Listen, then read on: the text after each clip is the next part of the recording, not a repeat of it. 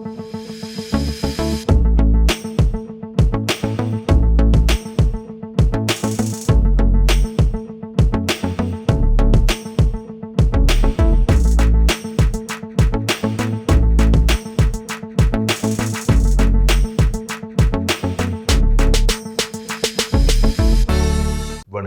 இலங்கை செய்திகளுடன் நான் நிரோஷன். விரிவான செய்திகளுக்கு முன் தலைப்புச் செய்திகள்.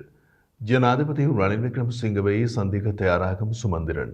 அதே நேரம் தமிழ் தேசிய பொது கட்டமைப்பின் உறுப்பினர்களை ரணில் சந்திக்க உள்ளதாகவும் தகவல்.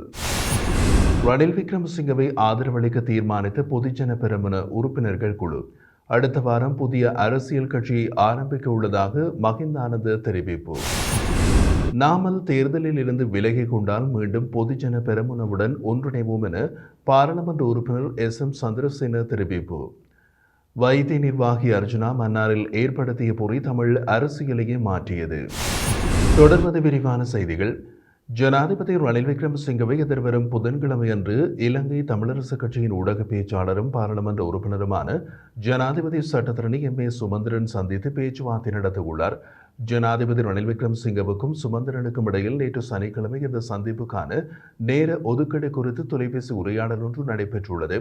இதன்போது மாகாண சபைகள் தேர்தல் திருத்த சட்டத்தின் அடுத்த கட்ட நடவடிக்கைகள் மற்றும் மாகாண சபைகளின் அதிகாரங்களை உறுதிப்படுத்துவதற்கான சட்ட திருத்தங்கள் பற்றி ஆராயப்பட உள்ளதாக ஜனாதிபதிக்கு நெருக்கமான தரப்புகளின் தகவல்கள் மூலம் அறிய முடிகிறது. இதேவேளை கடந்த வெள்ளிக்கிழமை எதிர்க்கட்சித் தலைவர் சஜித் பிரேமதாசவுக்கும் சுமந்திரனுக்கும் இடையில் நடைபெறவிருந்த சந்திப்பு உயர்நீதிமன்றத்தின் ஹரின் மனுஷவின் வழக்கு தீர்ப்பு அறிவிக்கப்பட உள்ளதாக விடுவிக்கப்பட்ட அழைப்பால் ஒத்திவைக்கப்பட்டிருந்தது. இந்த நிலையில் இந்த வார இறுதிக்குள் இந்த சந்திப்பு மீண்டும் நடைபெற உள்ளதாகவும் தெரிவிக்கப்படுகிறது. அதேபோன்று தேசிய மக்கள் சக்தியின் தலைவர் அனுருகுமார் திசாநாயக்கவுடனும் சந்திப்பொன்றிலும் சுமந்திரன் பங்கேற்க உள்ளதாக தெரிவிக்கப்படுகிறது. இதேவேளை தமிழ் பொது வேட்பாளரை களமிறக்கி உள்ள பொது கட்டமைப்புக்கும் ஜனாதிபதி ரணில் விக்ரமசிங்கவுக்கும் இடையில் சந்திப்பொன்று இடம்பெற உள்ளதாகவும் தகவல்கள் தெரிவிக்கின்றன. இது தொடர்பில் பொது கட்டமைப்பின் உறுப்பினர்களுக்கு எதிர்வரும் 15ஆம் தேதி கலந்துரையாடல் ஒன்றுக்காக ஜனாதிபதியால் அழைப்பு விடுக்கப்பட்டுள்ளதாக குறித்த தகவல்கள் குறிப்பிடுகின்றன.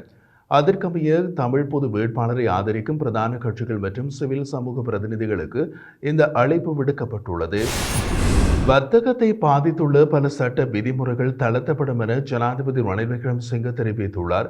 கண்டி மாவட்ட வர்த்தக சங்க பிரதிநிதிகளுடனான சந்திப்பில் கலந்து கொண்ட போது ஜனாதிபதி இதனை தெரிவித்தார்.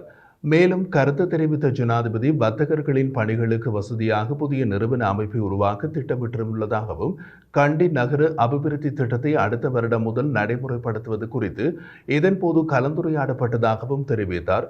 மேலும் மத்திய மாகாணத்தை சுற்றுலாத்துறையின் முக்கிய மையமாக மாற்ற வேண்டும் என்றும் ஜனாதிபதி வலியுறுத்தியுள்ளார்.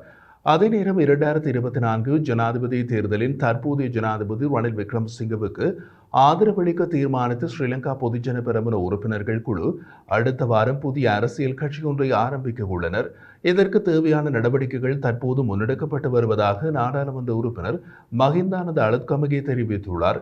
முன்னாள் உள்ளூராட்சி தலைவர்கள் மற்றும் நேற்று நடத்திய விசேட சந்திப்பின் போது அவர் இதனை குறிப்பிட்டுள்ளார். இந்த நடவடிக்கை சாத்தியப்படுமானால் ரணிலுக்கு ஆதரவளிக்கும் பொதுஜன பெரமுனவின் நாடாளுமன்ற உறுப்பினர்கள் நிரந்தரமாக அந்த கட்சியிலிருந்து விலகும் சந்தர்ப்பம் உருவாகும் என்றும் எதிர்பார்க்கப்படுகிறது. ஜனாதிபதி வேட்பாளர் நாமல் ராஜபக்ச வேட்புமனு தாக்கல் செய்யாமல் தவறை திருத்திக் கொண்டால் மீண்டும் பொதுஜன பெரமுனவுடன் ஒன்றிணைவோம். தன்னிச்சையாக எடுத்த தீர்மானத்தால் கட்சி பிளவடைந்துள்ளது என ஆளும் தரப்பின் பாராளுமன்ற உறுப்பினர் SM சந்திரசேன தெரிவித்தார். அனுராதபுரம் பகுதியில் நேற்று இடம்பெற்ற நிகழ்வின் பின்னர் ஊடகங்களுக்கு கருத்து தெரிவித்த போது மேற்கண்டவாறு குறிப்பிட்டார். ஸ்ரீலங்கா பொதுஜன பெரமுனவின் உறுப்பினரை வேட்பாளராக களமிறக்க கட்சி ஏகமனதாக தீர்மானித்ததாக குறிப்பிடுவது முற்றிலும் பொய்யானது. கடந்த மாதம் 29ஆம் தேதி பொதுஜன பெரமுனவின் தலைவர் மஹிந்த ராஜபக்ச தலைமையில் இடம்பெற்ற நிறைவேற்று சபை கூட்டத்தில் ஆளும் தரப்பின் 20 பாராளுமன்ற உறுப்பினர்கள் மாத்திரமே கலந்து கொண்டிருந்தனர். கட்சியின் ஆதரவாளர்கள் சிவில் அமைப்புகளின் பிரதிநிதிகளே பெரும்பான்மையாக கலந்து கொண்டிருந்தனர். ஜனாதிபதி ரணில் விக்ரமசிங்கவுக்கு ஆதரவு வழங்குவதாகவே எமக்கு ஆரம்பத்தில் அறிவிக்கப்பட்டது. இந்த வாக்குறுதிக்கு பின்னரே நிறைவேற்று குழு கூட்டத்தில் கலந்து கொண்டோம். இருப்பினும் ஒரு தரப்பினரது தன்னிச்சையான செயற்பாடுகளால் தவறான தீர்மானம் எடுக்கப்பட்டது. கட்சியின் பெரும்பாலான உறுப்பினர்களின் தீர்மானத்திற்கு எதிராக கட்சி செயற்படும் போது ஜனாதிபதிக்கு ஆதரவு வழங்க நாங்கள் தீர்மானித்துள்ளோம். கட்சி எடுத்த தீர்மானத்தை மீள் பரிசீலனை செய்ய வேண்டும் என்று மஹிந்த ராஜபக்சவிடம் பலமுறை வலியுறுத்தினோம். தம்பிக்க பிரேரா இறுதி நேரத்தில் போட்டியிட முடியாது என்று குறிப்பிட்டார். ஆகவே நாமல் ராஜபக்சவை வேட்பாளராக களமிறக்க தீர்மானித்தோம் என்று பொதுஜன பெரமுன குறிப்பிடுவது நகைப்புக்குரியது. நிறைவேற்றுக் குழு கூட்டத்தின் போது இவற்றை நாங்கள் எடுத்துரைத்தோம். ஜனாதிபதி வேட்பாளர் நாமல் ராஜபக்ச வேட்புமனு தாக்கல் செய்யாமல் தவறை திருத்திக் கொண்டால் பொதுஜன பெரமுனவுடன் மீண்டும் இணைவோம் என்றார். அமைச்சர்கள் மற்றும் நாடாளுமன்ற உறுப்பினர்கள் 53 பேர் சொத்து விவரங்களை வெளியிடவில்லை என்று அறிவிக்கப்பட்டுள்ளது. இந்த ஆண்டு ஜூன் மாதம் 23ஆம் தேதி வரையில் தங்களது சொத்து விவரங்களை வெளியிடவில்லை என லஞ்ச ஊழல் மோசடி தவிர்ப்பு ஆணைக்குழு தெரிவிக்கின்றது. இந்த ஆண்டு ஜூன் மாதம் 30ஆம் தேதி வரையில் 116 நாடாளுமன்ற உறுப்பினர்கள் தங்களது சொத்து விவரங்களை வெளியிட்டுள்ளனர். ஒவ்வொரு ஆண்டும் ஜூன் மாதம் 30ஆம் தேதிக்குள் நாடாளுமன்ற உறுப்பினர்கள் தங்களது சொத்து விவரங்களை வெளியிட வேண்டும். லஞ்ச ஊழல் மோசடி தவிர்ப்பு விசாரணை ஆணைக்குழு விசாரணைகளை மேற்கொள்வது வழமையானது ஆகும்.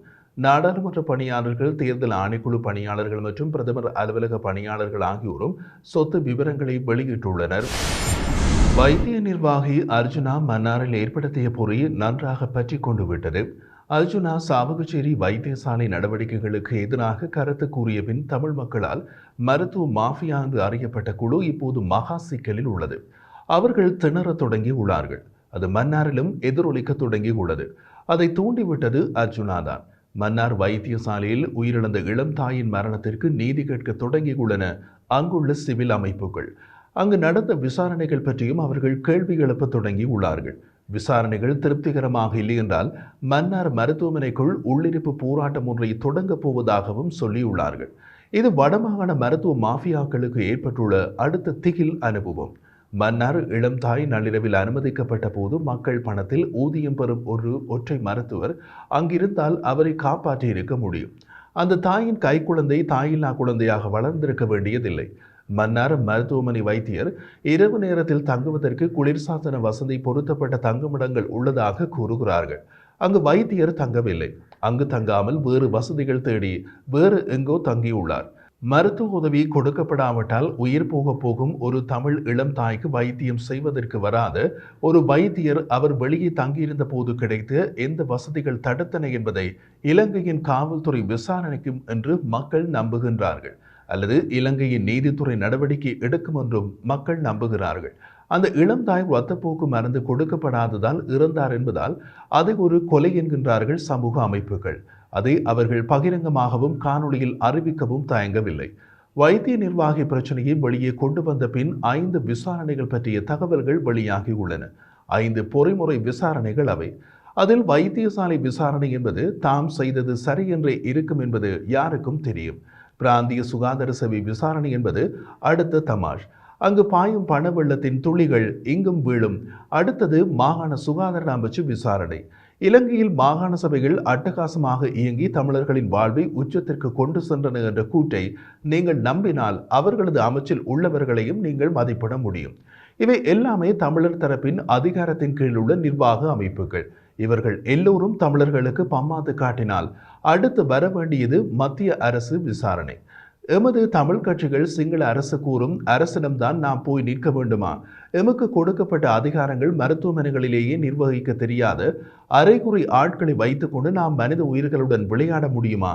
இப்போது அர்ஜுனா ஏற்படுத்திய பொறி வடக்கு கிழக்கில் மக்களை எழுப்பிவிட்டுள்ளது. இதுதான் ஒரு அரசியல் தலைவனின் எழுச்சி.